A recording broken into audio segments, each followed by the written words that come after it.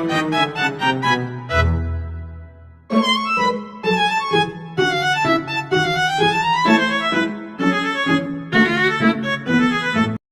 semuanya, perkenalkan saya Iqbal Babines dengan NIM 2415030026 dan kali ini saya akan menjelaskan mengenai tablet konvensional dimulai dari preformulasinya, kemudian apa saja excipient yang akan digunakan, karakteristik fisik dan kimianya, dan juga sampai kepada alur manufaktur dan juga evaluasinya. Jadi bagaimana sih kisahnya? Jadi mari kita simak. Kali ini saya akan menjelaskan mengenai tablet konvensional. Definisi dari sediaan padat kompak atau tablet didefinisikan sebagai sediaan padat mengandung aktif pharmaceutical ingredient dengan atau tanpa excipient dicetak dari serbuk kering, granul atau granul lembab. Ini mana memiliki tiga karakteristik, yaitu bentuk geometris, integrasi struktural, dan juga keseragaman sebagai berikut.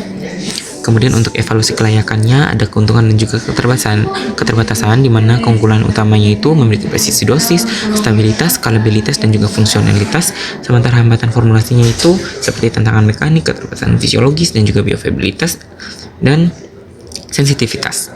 Kemudian untuk parameter preformulasi distribusi urut tekanan partikel, distribusi parameternya diukur melalui D10, D50, dan D90.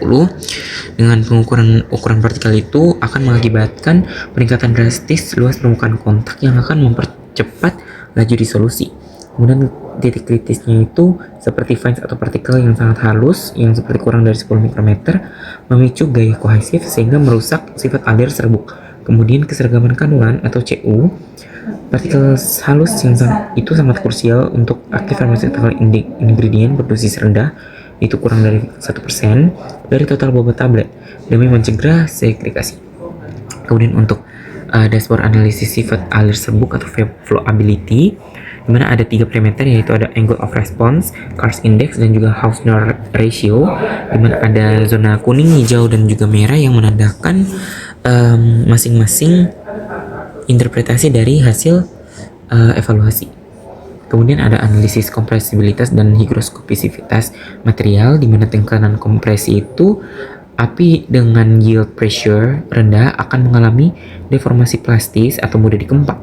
Material yang brittle atau seperti kaca atau silika itu menolak deformasi sehingga meningkatkan resiko capping atau laminasi dengan bentuk grafik sebagai berikut. Dan juga untuk higroskopisivitas via DVS itu untuk mengukur serbuk higroskopis seperti Mg klorida atau magnesium klorida itu menuntut penggunaan binder stabil, RH ruang produksi yang terkontrol ketat, dan juga kemasan kedap air. Laktosa monohidrat berfungsi sebagai alternatif yang relatif stabil. Kemudian untuk anatomi formulasi, di sini ada beberapa peran fungsional excipient, di mana ada API atau active pharmaceutical ingredients, di mana dia itu bahan aktif farmasi yang berperan penting untuk efek terapeutiknya. Kemudian ada diluent, binder, disintegran, dan juga lubrikan.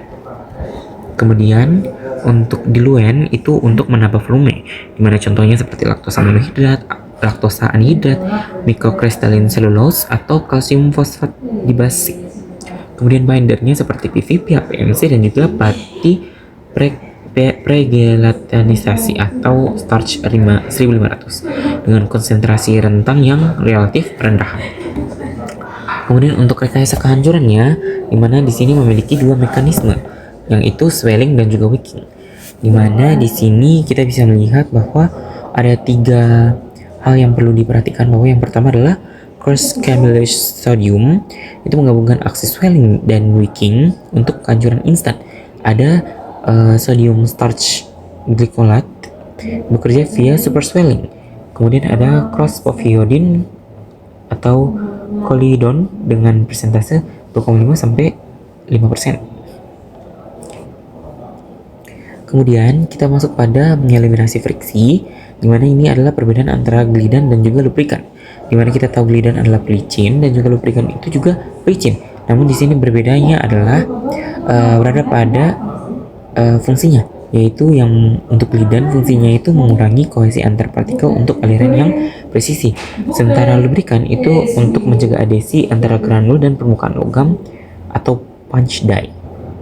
Nah, kemudian agen utamanya itu pada glidan seperti silika koloidal dan juga lubrikan itu seperti magnesium stearat pada 0,5 sampai 1%. Dan juga untuk lubrikan ini ada peringatan klinis di mana sifat hidrofobik ekstrim magnesium stearat menuntut perbatasan waktu pencampuran hingga 1 sampai 3 menit. Di mana overmixing itu akan memblokir politablet dan menghancurkan profil disolusi.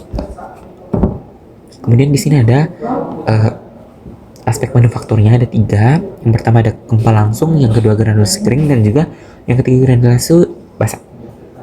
Dimana untuk kempal langsung itu yang paling ringkas dan dia itu menggunakan pencampuran aktif pharmaceutical ingredients dan juga excipient, kemudian langsung dikempah. Kemudian ada jalur kedua yaitu membentuk granulasi kering dulu yang sudah sempat kita jelaskan pada presentasi sebelumnya, dan juga granulasi basah. Kemudian untuk matriks keputusan di sini untuk pemilihan jalur manufaktur yang optimal, di mana tidak semata-mata untuk kepraktisannya saja, tapi harus memastikan bahwa active pharmaceutical ingredients dan juga excipientnya itu mampu untuk menerima manufacturability-nya. Sehingga di sini dibandingkan antara 3 metode tersebut, yang paling efisien itu yang direct compaction, dan juga yang paling mahal itu yang wet granulation. Kemudian untuk inspeksi mutu fisik atau evaluasi mutu fisik menurut standar farmakope yang ke-6 dan juga United States Pharmacope, di mana ada 4 di sini. Yaitu yang pertama adalah dimensi dan bobot, yang dimana harus kurang dari atau sama dengan 1,3 kali tebal tablet. Kemudian variasi bobot, dan juga untuk integritasnya ada hardness dan juga friabilitas. Kemudian waktu hancur harus kurang dari atau sama dengan 15 menit dengan suhu tablet konvensional uncoated dengan suhu 37 derajat Celcius. Kemudian kinerja disolusi di mana pelepasan in vitro Q di atas dari 80% dan terlarut dalam waktu 30 menit. Kemudian di sini adalah verifikasi kimia dan ketahanan stabilitas struktural, di mana di sini validasi kandungan kimianya ini yang dapat diterima dalam rentang 90 sampai 110%.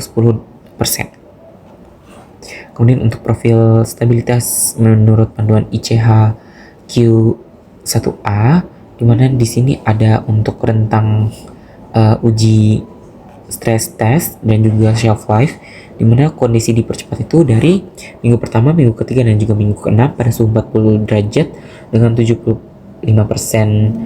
room temperature selama 6 bulan. Kemudian kondisi normal itu suhu 25 derajat untuk 60% RH dan juga dipantau hingga 24 bulan.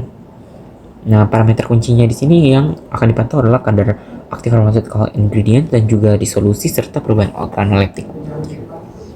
Kemudian ini adalah hasil apabila kegagalan yang pertama itu adalah manufaktur mekanik, di mana akan terjadi capping dan juga laminasi. Dan juga untuk kegagalan keduanya itu yaitu adhesi permukaan logam, yaitu sticking dan picking. Kemudian untuk sintesis ekosistem formulasi tablet, di mana ketiga tahapan ini bekerja untuk mematuhi panduan mutu farmakope, di mana preformulasi, excipient, dan juga metode ini harus berkesinambungan untuk mencapai sifat fisika kimia aktif pharmaceutical ingredient. Interaksi keduanya mengeliminasi atau mewajibkan tahap granulasi, dan juga keputusan pada fase ini meminimalisir diagnostik kegagalan seperti capping dan juga sticking. Nah, ini adalah referensi yang saya gunakan. Sekian dari video presentasi saya. Terima kasih.